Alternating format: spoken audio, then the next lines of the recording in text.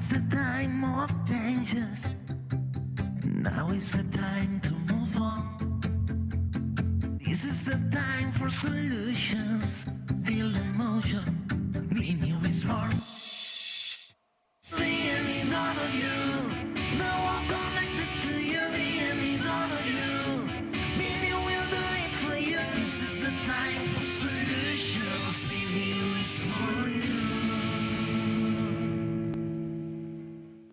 Bienvenidos de nuevo a este referente de la nueva economía que es el BNew, la Barcelona New Economy Week, desde el D-Factory Barcelona, organizado por el Consorci de la Zona Franca de Barcelona.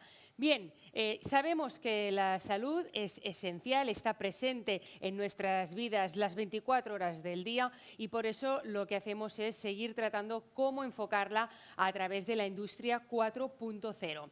Y ahora desarrollaremos un concepto que para algunos les puede parecer nuevo, pero no lo es tanto. Se llama terapias digitales y son aquellas soluciones tecnológicas que utilizan un software basado en eficiencia científica para tratar, pero también para prevenir otras enfermedades en general, mejor dicho. Bien, vamos a presentar al moderador, se llama Danilo Valcárcel. Buenos días, buenas tardes ya podríamos decir, Danilo, aquí en Barcelona. Danilo es Business Manager de Opino Healthcare. Es una consultora de innovación de referencia también en Europa y de hecho actualmente Opino es también partner de la My Technology Review en España, por lo tanto la revista principal o de referencia que tenemos en medicina aquí en nuestro país. Y también Danilo Valcárcel es Strategic Partnership del consorcio de DTX. Pues precisamente de estas terapias digitales vamos a hablar ahora con tus speakers. Muchas gracias. Gracias. Bueno, primero que nada, darle las gracias a los organizadores de BNew Barcelona y aquí a todos los ponentes, que tengo la suerte de que todos son parte del consorcio DTX, que básicamente tenemos una misión muy clara, que es impulsar la regulación y el reembolso de las terapias digitales en España a través de un grado 360, donde estén representados todos los stakeholders que lo componen. Hablando desde la parte clínica, industria farmacéutica, centros tecnológicos y pacientes que me acompañan el día de hoy. Ahora os los presentaré muy brevemente y os daré un poco de contexto de lo que veremos hoy. Empezaremos con el debate, escuchando a los ponentes, que es lo que todos tenemos ganas. Me acompaña conmigo el doctor Carlos Escobar, que es coordinador de consultas externas en el Hospital de La Paz, cardiólogo de profesión. También es el jefe de derivación de pacientes con insuficiencia cardíaca de la Comunidad de Madrid y el coordinador científico del consorcio DTX. Es básicamente la figura que valida toda la parte clínica de lo que son las terapias digitales de esta alianza que tenemos. Nos acompaña también Gemma Maya, representando a la industria farmacéutica con un background en consultoría previamente en una de las Big Four Consulting Companies. Actualmente en Angelini Pharma con un doble rol, Business Unit Head de oftalmología y también desde hace unos 3-4 años como directora de Digital Medicines para Iberia en Angelini. Nos acompaña también Hugo representando la parte de centros tecnológicos con un background de más de 15-20 años en todo lo que tiene relación con dispositivos médicos y ya 15 años incorporando tecnologías sanitarias que son terapias digitales, ¿no? También nos acompaña aquí Patricia Ripoll, representando la parte muy importante para todo esto, que es el paciente, ¿no? Ella es presidenta y fundadora de Fundación Visible, que básicamente se encarga de dar visibilidad a las enfermedades que son invisibles en este caso, ¿no? Y nada, muy contento de que nos puedan acompañar el día de hoy. Básicamente el término de las terapias digitales es un término que, como bien comentaban antes, algunos puede ser que estén más familiarizados, otros todavía no. Básicamente son softwares que ayudan a tratar y dar seguimiento a unas enfermedades, algunas veces también en la parte del diagnóstico. Y esas terapias digitales en varios países de Europa ya tienen un marco de regulación e incluso de reembolso. Estoy hablando de países como Alemania, UK y Francia, ¿no? Con modelos de reembolso como el DIGA y el PECAN. Básicamente lo que hemos hecho desde el consorcio es que España no se quede atrás y que pueda ir un paso más allá a que exista un marco de regulación y reembolso en la sanidad de España, ¿no? Y para todo eso es importante la visión que tienen aquí todos los stakeholders que vemos y cómo las terapias digitales van a impactar en las nuevas economías, ¿no? Que como podemos saber pueden impactar mucho en ahorra de eficiencia del gasto sanitario, mejora de la productividad al no tener que ir tantas veces al hospital, generación de empleo, atracción de inversión. Se estima que el mercado de las terapias digitales crezca en un 23% de aquí a 2028 y sea un tamaño de mercado de 11.000 millones de euros y bueno, algunos otros beneficios para lo que son las nuevas economías, pero que ahora terminaremos de desgranar aquí con los ponentes. Empezaremos un poco hablando, que cada uno de los ponentes nos puedan expresar, empezando si quieres contigo, Carlos, un poco cuáles ves tú que son los beneficios de las terapias digitales para el clínico como tal, los profesionales de la salud y básicamente que nos puedas ejemplificar con casos de uso, cómo son las terapias digitales, porque es un término que mucha gente habla de él, como se habla también de la salud digital, pero muchas veces nos cuesta entenderlo. Tú desde el punto de vista clínico, ¿cómo lo visualizas, Carlos? Bueno, antes de nada, muchas gracias por la invitación de estar aquí, que es un verdadero placer. Y lo que voy a comentar es realmente algunos ejemplos para que veáis qué es lo que son las terapias digitales, porque la verdad es que hay bastante desconocimiento tanto en los pacientes como en los propios profesionales sanitarios. Realmente no sabemos, cuando se habla de terapias digitales no saben muy bien a qué se están refiriendo. Por ejemplo, para todo lo que es rehabilitación cognitiva, las terapias digitales pueden hacer que un paciente con demencia, con distintos grados de demencia, pues pueda digamos, disminuir la progresión del deterioro. También para rehabilitación física, con distintas gafas de realidad inmersiva o bien con pantallas de televisión para continuar haciendo los ejercicios de fisioterapia que te están haciendo en un hospital, por ejemplo, y que el tiempo es muy limitado. Por ejemplo, de salud mental hay multitud de ejemplos.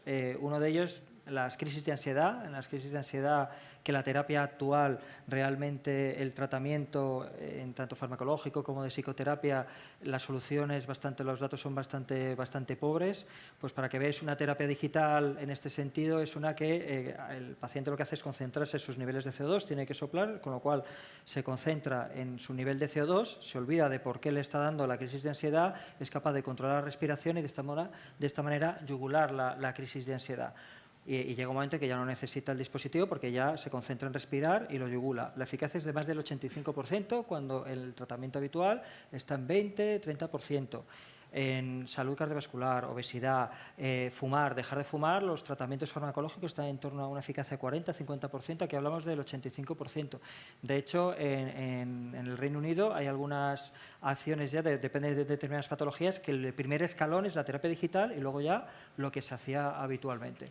Por lo tanto, beneficios, pues todos para el paciente, porque hay terapias que son mucho más eficaces per se, también te sirven como tratamiento coadyuvante de otras cosas que estamos haciendo. Y, por lo tanto, si el paciente está mejor controlado, necesita menos hospitalización, el seguimiento lo puedes ir ampliando, con lo cual pues es mucho más importante para el paciente y luego para el profesional sanitario, porque tu paciente sabes que le estás dando una herramienta que, más allá de lo que tú ya le has dicho en la consulta, le va a seguir ayudando. Por lo tanto, beneficio para todos. Gracias, Carlos. Vale, continúo contigo, Gemma. Al final lo que ha dicho Carlos, ¿no? Beneficios para pacientes, para el profesional sanitario. Al final, desde la industria farmacéutica, sois unos habilitadores para que los tratamientos lleguen al paciente como tal. Y creo que igual tú nos puedes contar algunos casos de uso y beneficios que también ves desde la industria farmacéutica, tal vez más concretos de las unidades que lleva Angelini Pharma, que sabemos que es mucho enfocado a esquizofrenia, epilepsia, también temas de oftalmología, que cada vez el oftalmólogo suele conocer menos esto, pero cada vez empiezan a haber más terapias digitales porque pueden ayudar mucho a enfermedades oculares. Si nos puedes ampliar un poquito el espectro más enfocado en la industria. Totalmente. Yo creo que, por construir sobre lo que comentaba Carlos, al final las terapias digitales son todo este mundo de apps, ¿no? Y de wearables que como pacientes usamos en nuestro día. Todos tenemos más que menos algún dispositivo que nos mide temas de salud, alguna app con la que gestionamos algún tema de salud. La diferencia en las terapias digitales sería elevar a calidad de medicamento, ¿no? Estos softwares realmente que pasaron un proceso de evidencia clínica y que un poco estamos en este mundo de que hay 40.000 soluciones, tener un proceso definido de cuáles realmente son clínicamente, se han validado clínicamente, igual que lo hacemos con una medicina, ¿no? ¿Qué implicaciones tiene esto para la industria farmacéutica? ¿Y cómo lo vivimos nosotros? Esto puede ser que en el futuro, en vez de comercializar, y luego hablaremos un poco más, ¿no?, medicamentos per sí físicos, comercialicemos soluciones digitales. En Angelini Pharma nosotros trabajamos mucho el Brain Health, lo que es la salud del cerebro, comentamos, ¿no? Pues ansiedad, depresión, esquizofrenia, epilepsia, se está viendo que en casos de depresión o de esquizofrenia o de ansiedad, pues puede ser tanto más efectivo el dar una pastilla al paciente como antes trabajar la prevención con una aplicación, con una serie de ejercicios, sobre todo en población joven. En España sabéis que durante la pandemia de COVID murieron más jóvenes por temas de salud mental que por temas que por el COVID per se, ¿no? Es un target que pasa tantísimo tiempo en los medios digitales. Podemos desarrollar como industria y potenciar, además del medicamento, previo a eso, soluciones que nos ayuden a manejar esas crisis. Y por otro lado puede ir, o sea, eso sería como complemento previo, ¿no? En vez de medicamento podemos tener una solución digital o un add-on. Tenemos una serie de fármaco y además lo manejamos con alguna terapia digital. En oftalmología, como bien comentabas, estaba el doctor Escobar en la SEO hace un par de semanas que coincidimos y salieron varios casos. Se trabaja mucho con la imagen. Podemos usar esas imágenes del ojo, fotografías para la prevención o para el seguimiento de un tratamiento, si está manejando bien o no. Y eso evita muchos desplazamientos a centros de salud y también es una eficiencia para la economía, ¿no? Gracias, Gemma. Muy válido todo lo que nos has comentado. Hugo, cuéntanos tú un poquito cómo ves que se puede beneficiar todo el ecosistema de startups y de centros tecnológicos de esta nueva tendencia. Tú bien comentabas el otro día que hablábamos que estáis haciendo terapias digitales sin saber que eran terapias digitales desde hace ya varios años con el desarrollo de ciertas tecnologías, desde Tecnalia, que funciona como un centro tecnológico de referencia a nivel español. Si nos puedes ampliar un poco cómo ves que es el beneficio para todo ese ecosistema que trabaja en ello. Sí, yo en esta primera intervención yo quisiera, con el permiso de Carlos, proponer una analogía, siendo el foro que es de una economía multisectorial, que viene del sector, digamos que describe el gemelo digital desde el sector ferrocarril. Es decir, hace muchos años el mantenimiento de los trenes se hacía pues, por un operario que él iba haciendo intervenciones de mantenimiento correctivo, cuando se iban a averiar o se averiaban las cosas las reparaban.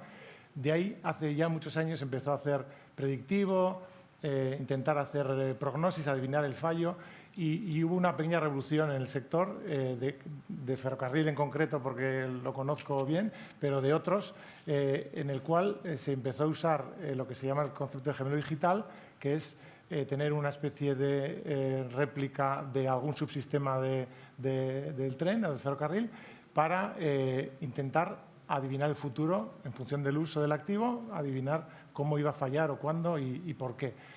Ese concepto, salvando las distancias, aplicado a la terapia digital, es el mismo. Es usar un flujo de datos ingente que había en el tren, que no se hacía nada con él, era solo para controlar la operación, pasó a ser oro. Es decir, se habló en su día de minería de datos, que era extraer de ahí conocimiento y extraer datos de fallo. Ese mismo concepto aplicaría en las terapias digitales. Es decir, todo ese flujo de datos que llevamos en los wearables, en el móvil, todo el mundo digital que nos rodea, extraer de ahí y de otros biomarcadores colocados ad hoc, extraer de ahí información para hacer una acción diagnóstica y prescriptiva de alguna terapia. Eso básicamente es la terapia digital, usando la potencia de los dispositivos, del mundo digital, de toda la tecnología y la innovación en torno al mundo digital. Esa es la gran oportunidad, yo diría, de las terapias digitales aplicadas al sector. Gracias, Hugo. Bueno, todo esto no sería posible sin los que seremos los usuarios de estas terapias digitales, que son los pacientes, ¿no?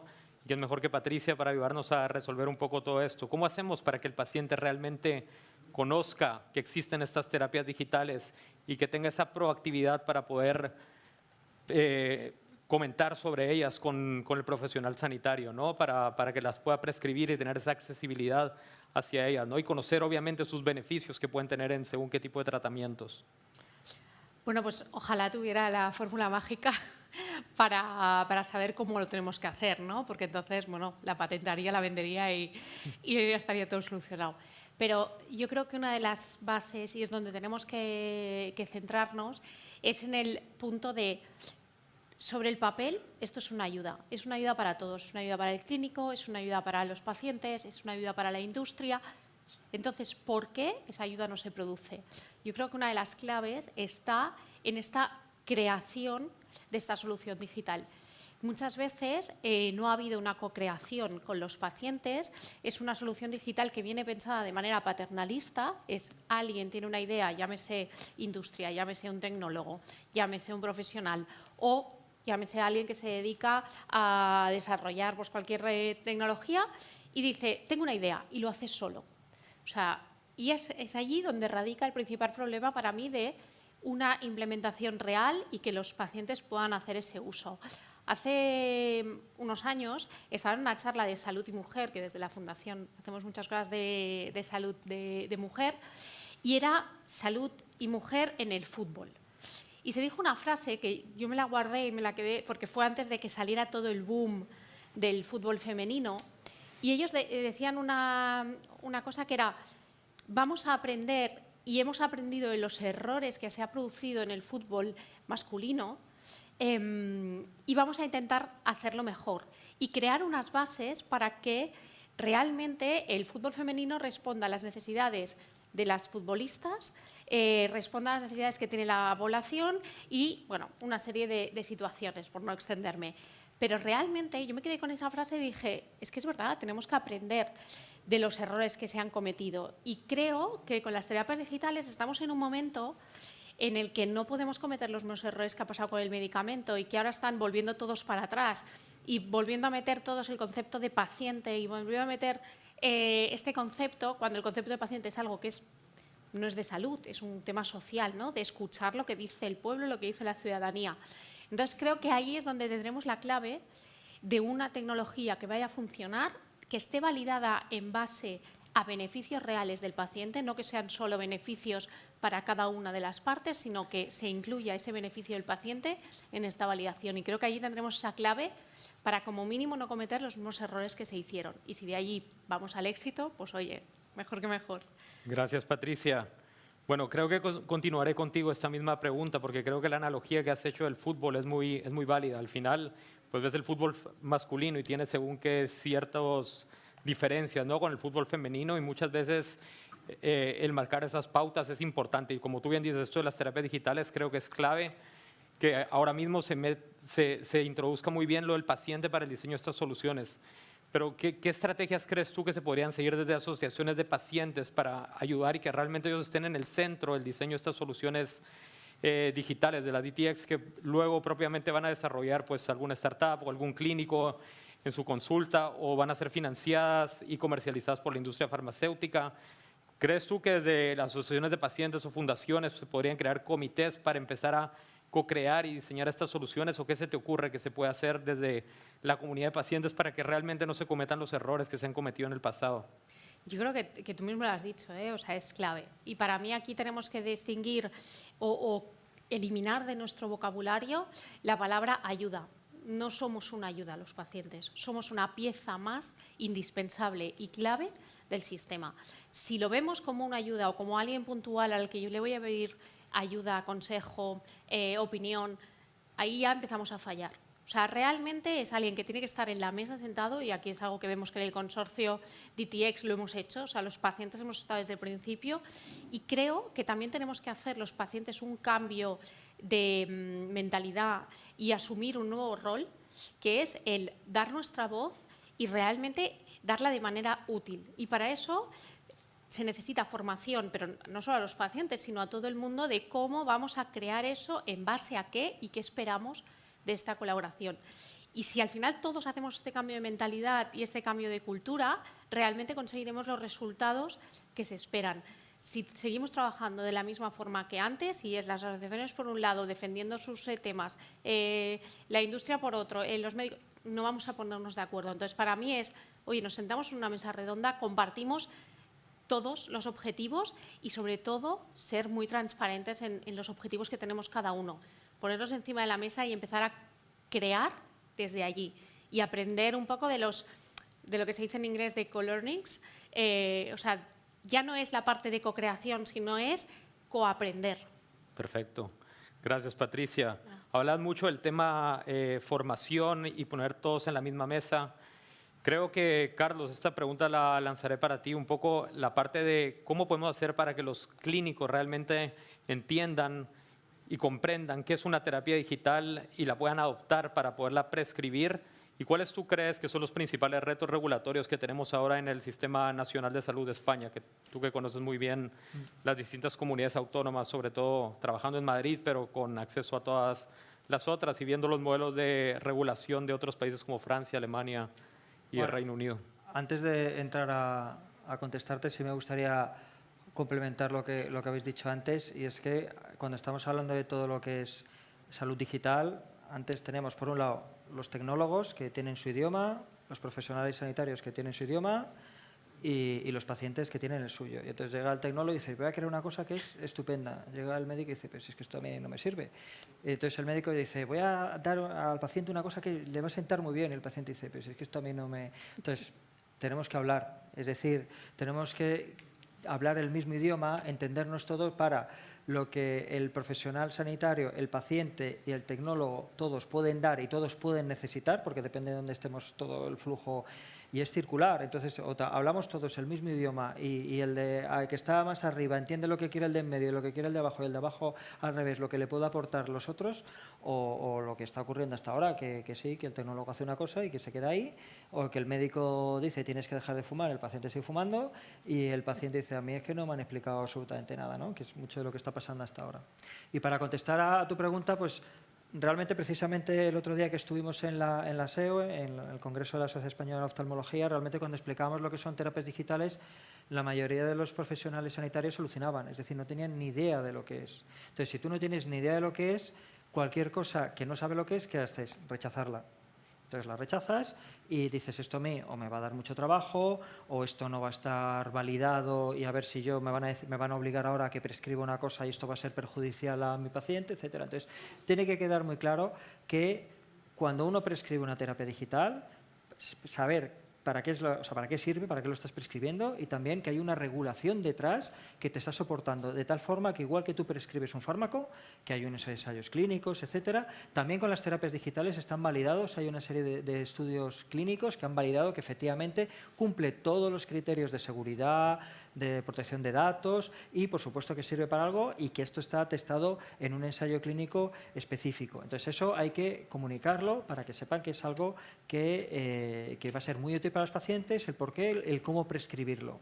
Pero para eso, lo que comentabas, es muy importante la regulación, y en este sentido nos llevan ventaja los países de nuestro entorno como Francia, Estados Unidos, Inglaterra, Alemania, que ya tienen cierta regulación y eso les está permitiendo el sacarnos la delantera en cuanto al desarrollo e implementación de las terapias digitales. ¿Por qué? Porque si está regulado, yo ya sé, si yo soy una startup, que es desarrollo un producto con los médicos, con los pacientes, sirve y tal, pruebo el ensayo clínico, sirve, ¿y qué es lo que ocurre hasta ahora? Se para ahí. Porque en España, ¿cómo lo amplía? No está financiado, se regula, lo puede prescribir, quién lo puede prescribir, y cogen, lo compran esa misma idea en otro país y lo implementan en otro país, y luego lo compramos nosotros más caro. Entonces, ¿qué es lo que está ocurriendo en España en la regulación? Pues afortunadamente ya estamos avanzando, y de hecho en agosto de este año, del 24, ya salió una propuesta de Real Decreto para regular más cosas, pero entre ellas las terapias digitales, que bueno, ahora está en fase de que cada uno haga las distintas alegaciones que crea oportunas, pero está claro que va a ser un Real Decreto que en el 25 pues va a estar ya en vigor, y eso va a hacer que aumente mucho la posibilidad de desarrollo, implementación, y bueno, estamos hablando aquí también de negocio, pues lógicamente pues también va a ser un negocio muy importante, no solo en el beneficio en la seguridad social, porque va a reducir la carga económica, sino también porque va a crear mucho empleo, empresas, etcétera. Gracias, Carlos, gracias. Bueno, has hablado un poco de las barreras regulatorias, ¿no? Y luego, Gemma, tú comentabas un poco la gran oportunidad que tiene la industria farmacéutica en cuanto a implementar estos nuevos modelos de terapias digitales, ya sea como un companion o como una solución digital. Pero ¿qué otras barreras de implementación ves tú que existen para la industria farmacéutica, más allá de las regulatorias? ¿Y qué estrategias estáis siguiendo para poder apostar por proyectos de terapias digitales o de salud digital a nivel europeo? El otro día, hablando con una persona con un cargo global de una gran farmacéutica, me comentaba que ellos siempre priorizan Estados Unidos antes que Europa. Y creo que es la gran tendencia que tienen las grandes farmas y farmas de tamaño mid-cap, ¿no?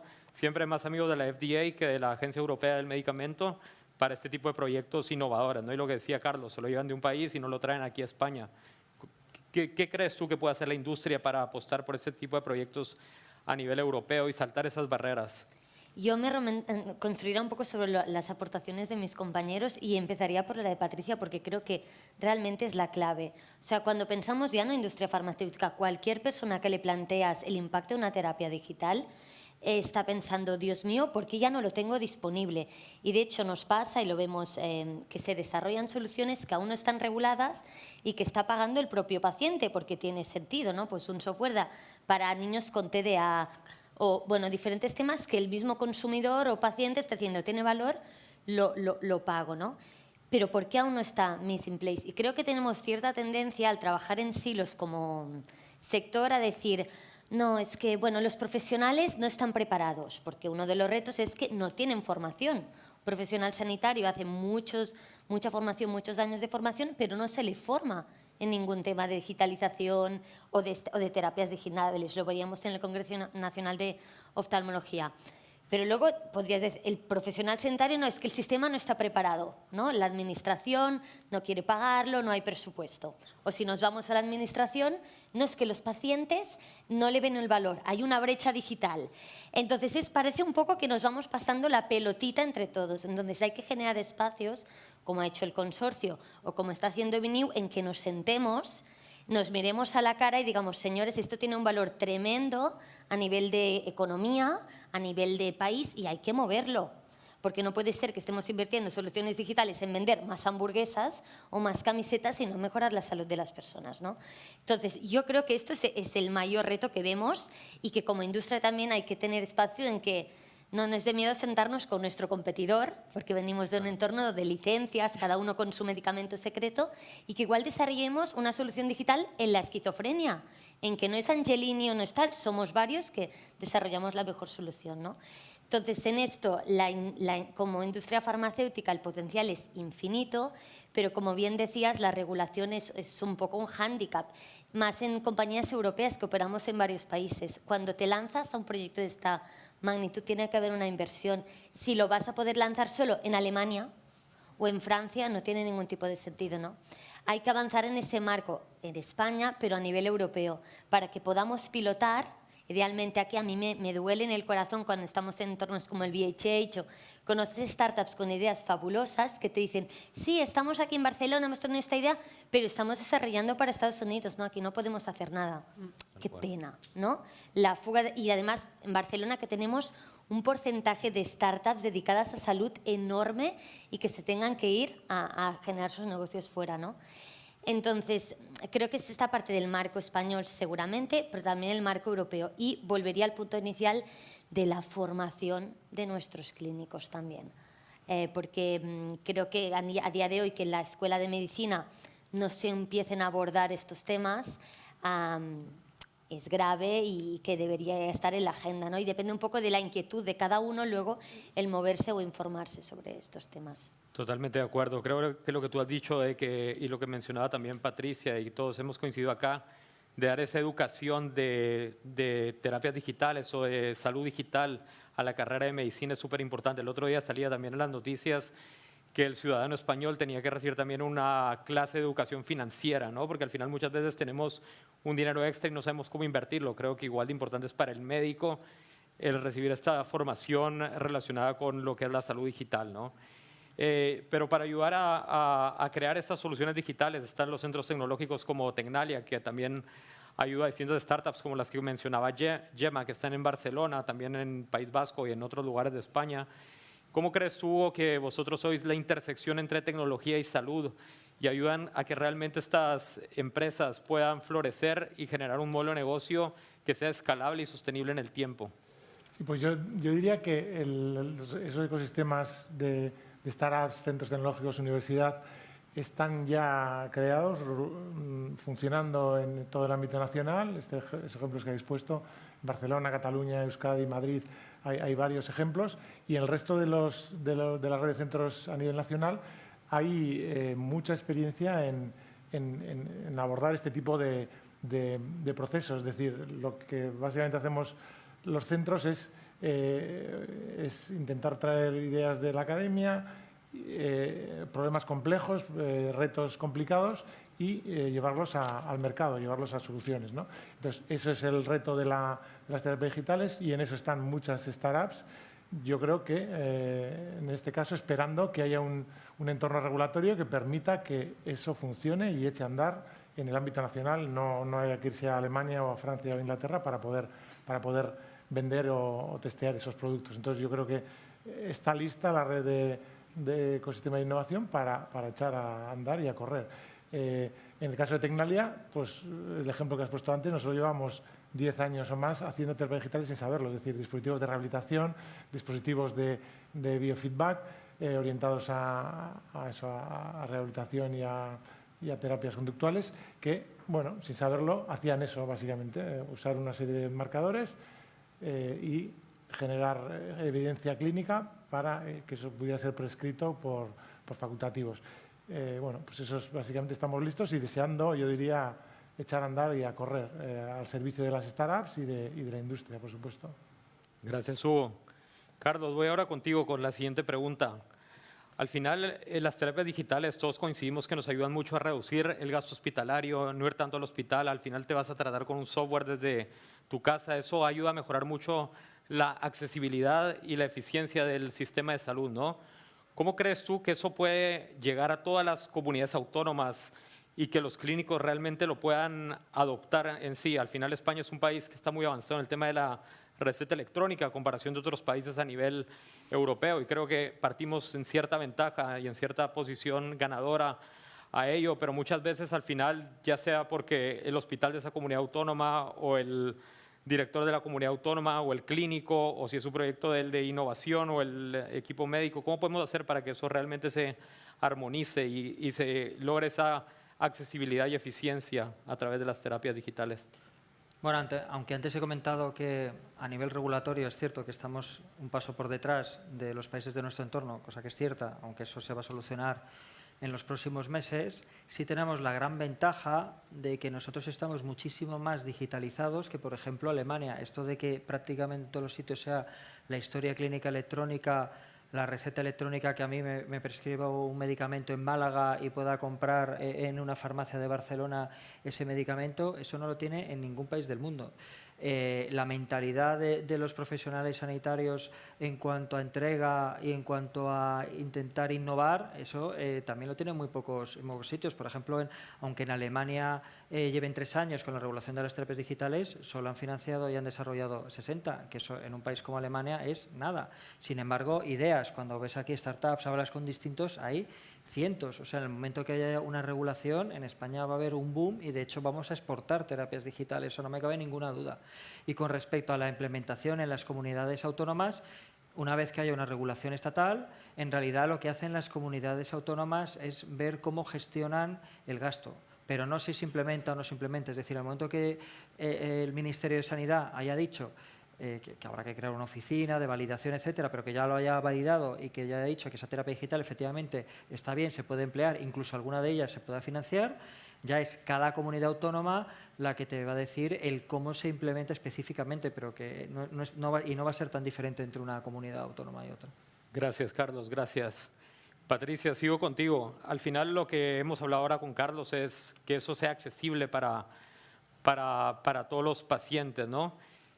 ¿Tú crees que esas soluciones de terapias digitales realmente van a llegar a ser ultra personalizadas para cada paciente, tipo la medicina personalizada? ¿Llegaremos a ese punto en cuanto a recibir un trato, una terapia digital ultra personalizada y con un costo que esperemos que sea financiado por el sistema de salud y si no a un costo bajo en el que el paciente pueda pagar una parte de su seguro privado para tener terapias digitales en caso de que la regulación tarde la parte del reembolso? ¿Crees que esto es posible y que el paciente realmente, si está educado, va a apostar a pagar ese out of the pocket para financiar la terapia?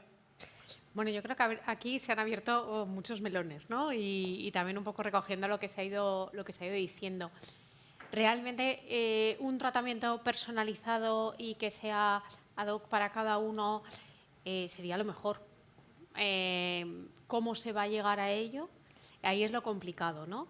Creo que cuanto más y vuelvo a insistir en la idea, más concreado con los pacientes y con los familiares y con los cuidadores esté, más personalizado llegará a ser, porque va a responder a las necesidades de conjuntos de población.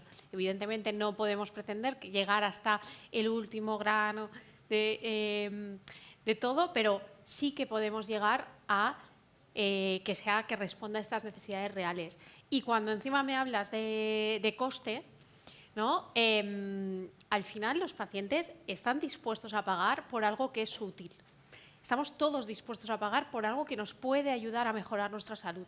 Estamos dispuestos a hipotecarnos, si hace falta, por tener algo que nos va a mejorar nuestra calidad de vida.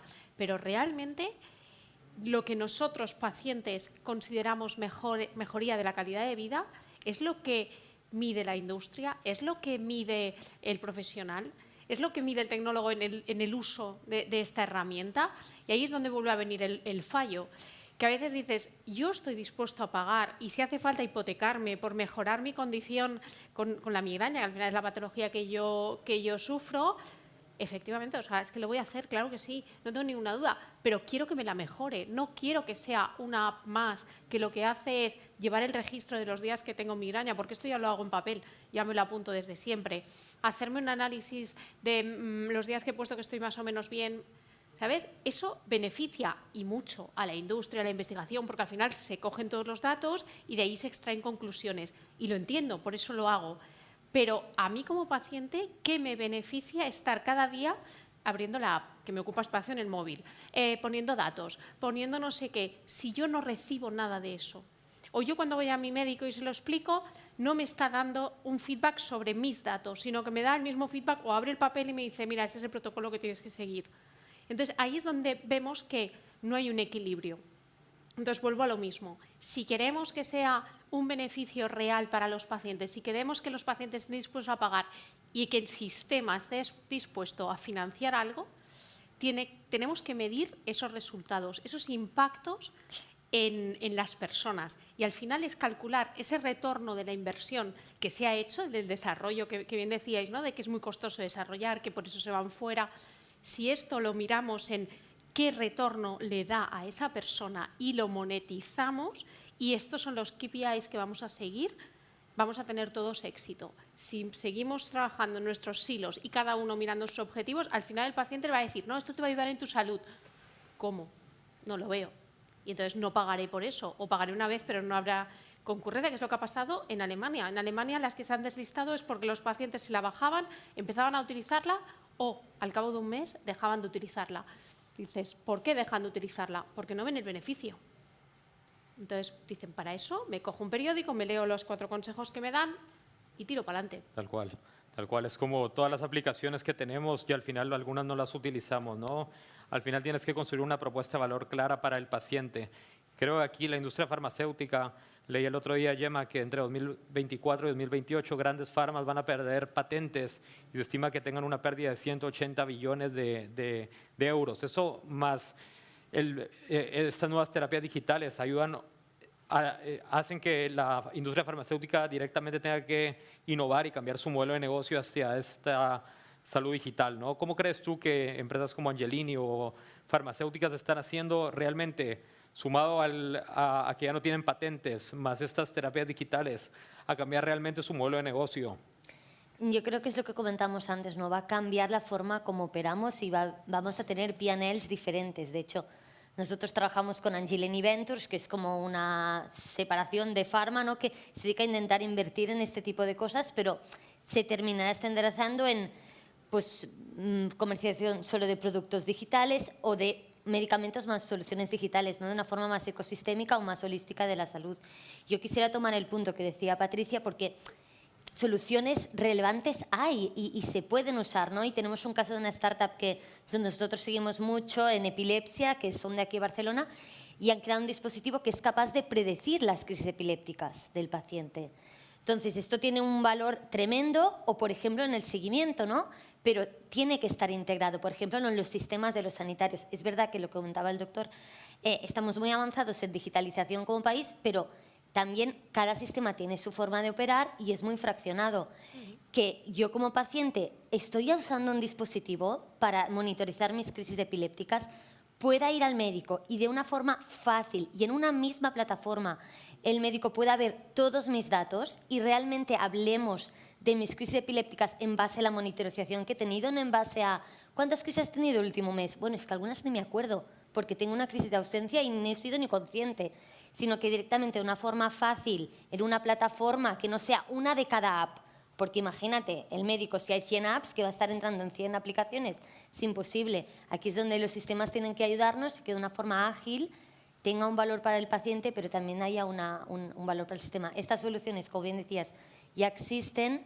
El reto es pasar de los pilotos, yo creo que estamos haciendo muchas farmas, a escalarlo.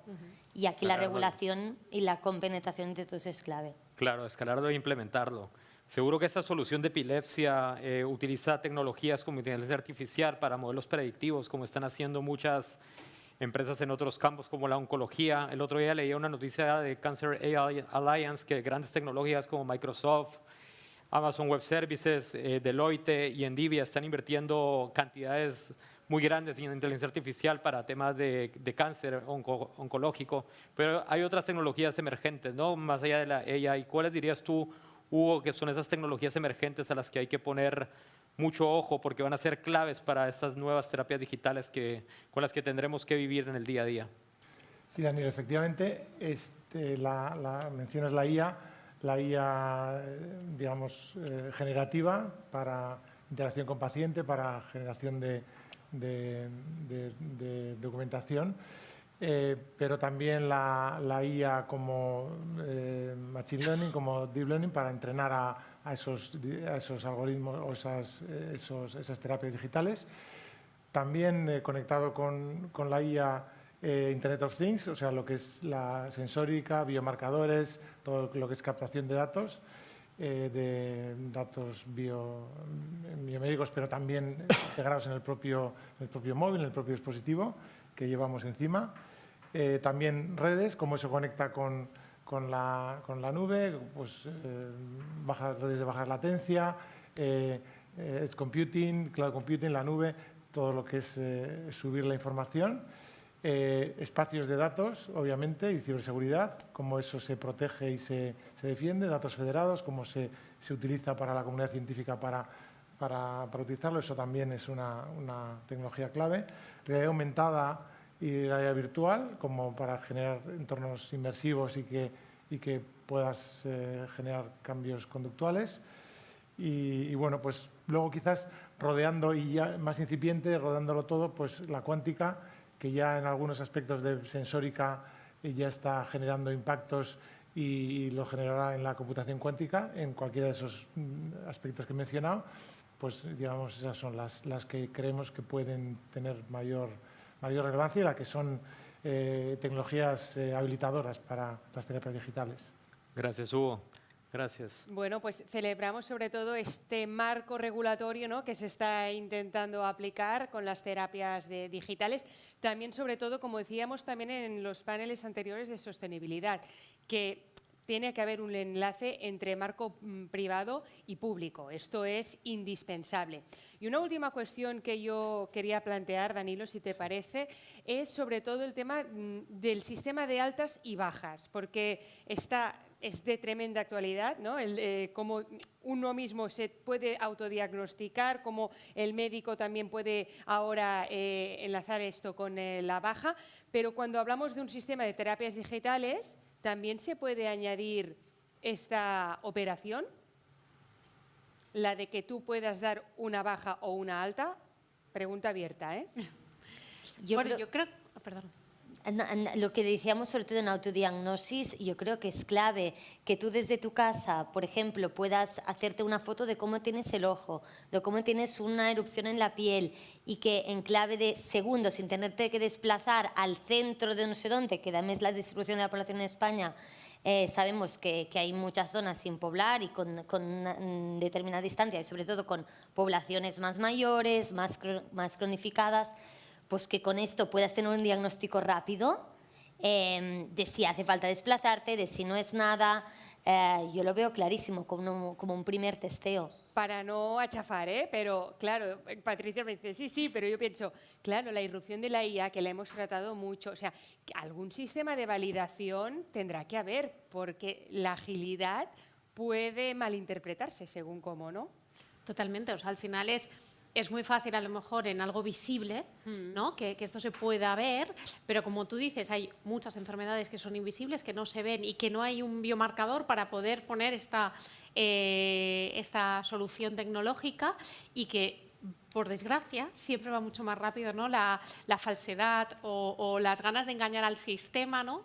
que la propia realidad. Entonces creo que aquí es donde está el gran reto de poner en común y justamente que sea algo que vaya a ayudar a que no nos tengamos que desplazar, a que no tengamos que estar justificando o que nos crean por una palabra, sino que al final las nuevas terapias permitan poner datos a sensaciones, a estados y a enfermedades que no tienen biomarcadores como tal. Entonces yo creo que esto va a ser el gran reto. Sí, pero a mí me gustaría añadir que todas las terapias digitales que prescribamos los médicos, que estén financiadas o no por el sistema, pero que haya aprobado el Sistema Nacional de Salud, todas estarán testadas. O sea, no es como...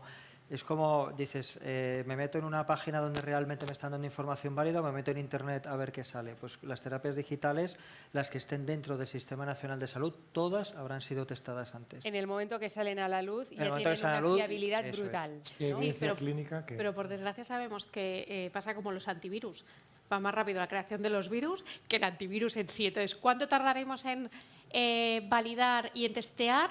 Ahí está la clave, porque si Pero no... eso es lo que tendremos que informar a los pacientes, que esto sí y esta no. Sí. Importante. ¿Querías añadir algún pequeño matiz? Sí, lo que... Perfecto. Bueno, pues nosotros desde el BNIU como mínimo hemos contribuido hoy a hablar de terapias digitales. Creo que es un concepto innovador, pero que ya no lo tiene que ser tanto a partir de ahora, ¿no? Muchísimas gracias a los speakers, a Carlos, Gemma, Hugo, Patricia y a Danilo y especialmente también a Opino, que es la consultoría digital que apoya precisamente la TDX. Pues nada, hacemos Gracias. ahora sí una hora de pausa, larga y tendida, y nos encontramos aquí de nuevo para hablar en el último panel de salud del día de hoy, de este miércoles 9 de octubre. Gracias.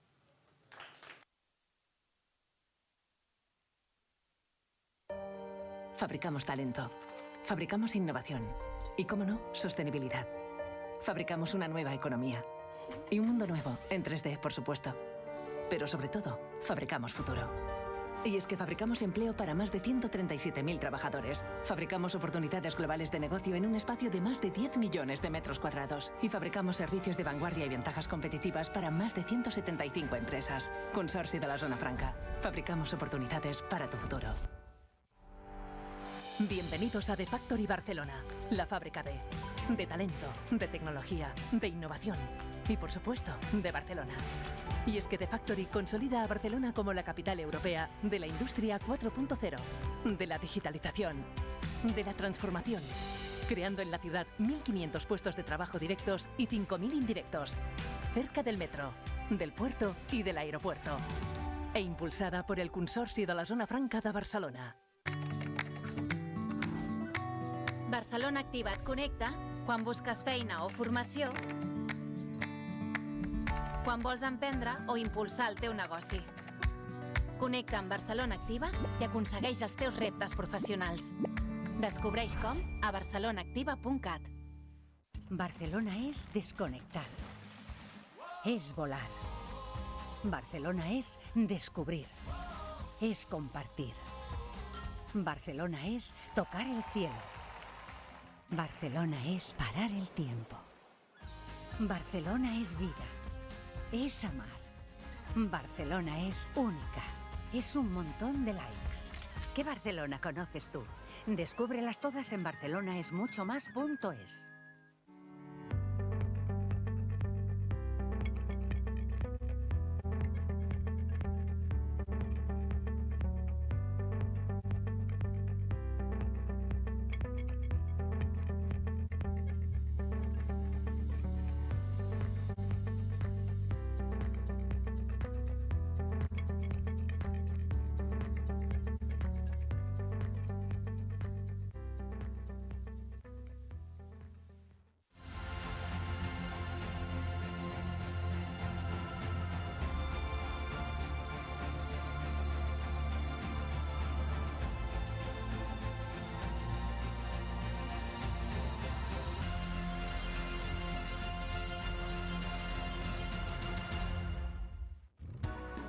Por fin un banco que trata a las empresas como personas. Ibercaja, el banco del vamos. Más de 314 millones de pasajeros han pasado por los aeropuertos del Grupo AENA en España y en el mundo. Un 23% más que en 2019, antes de la pandemia y anterior récord, y un 16% más que en 2022. En AENA hemos vuelto a demostrar que los nuestros son los aeropuertos más seguros, eficientes, sostenibles y acogedores del mundo, catalizadores de la economía y el turismo. AENA, aeropuertos para ti.